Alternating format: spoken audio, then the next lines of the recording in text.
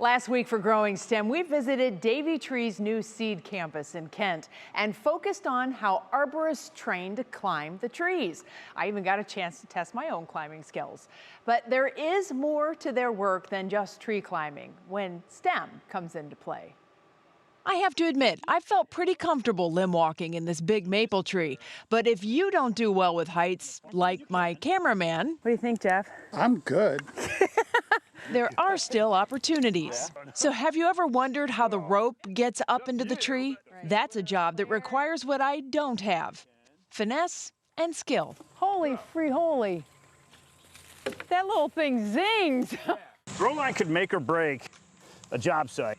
And you were talking about like climbing, like I work with some people on the crews that are never gonna leave the ground, like I said, but they're phenomenal at throw line. With a weighted bag that's tied to a thin cord, the throw line specialist sends the first line into the tree canopy, creating a path for the thicker climbing ropes to follow.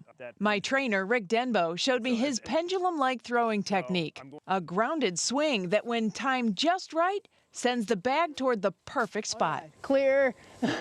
But like I said, it's a skill. Did not get it there. That's a good start. Rick said for best results, release the line at 60 degrees on the upswing. Now that was high up. Was that the one you wanted? Yes. See? Yes, it was. It was exactly the one I was aiming for. That's perfect. Now, not all jobs are with crews in the field. The Davy Seed Campus is home to the Davy Institute and has a state-of-the-art laboratory for conducting research. Currently, there are more than 600 job openings with the company, everything from civil engineers to arborists. But even if your education and experience isn't rooted in trees, there's probably a place for you in this STEM-rich environment. What is your favorite part of this job? Getting to work with my friends and doing tree work, like outside.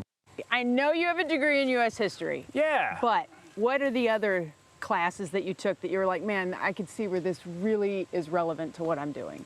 I think U.S. history. What it taught me was the ability to read and make decisions based on information that I've gotten and gathered, and be able to learn like different perspectives. And a lot of that is, you know, history. That's a cool connection. Thanks. I like that. So much for geometry, kids. Yeah.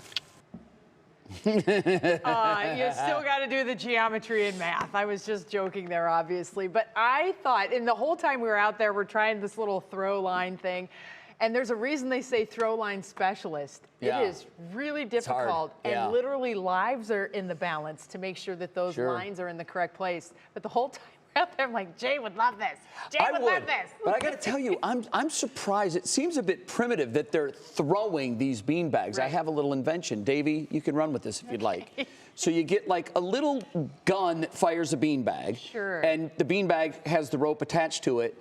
And then you just fire the beanbag and the rope up over the limb. It seems like it would be much more effective and accurate, no? Unless it's a smaller tree or you have multiple trees nearby that are all grown together. And then it'll get, that could get problematic. Things get a little tricky at true.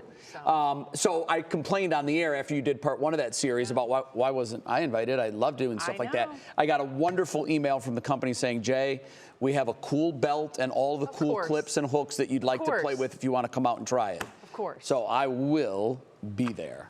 I love that kind of stuff. If you don't get what you want, just whine and it will happen for you.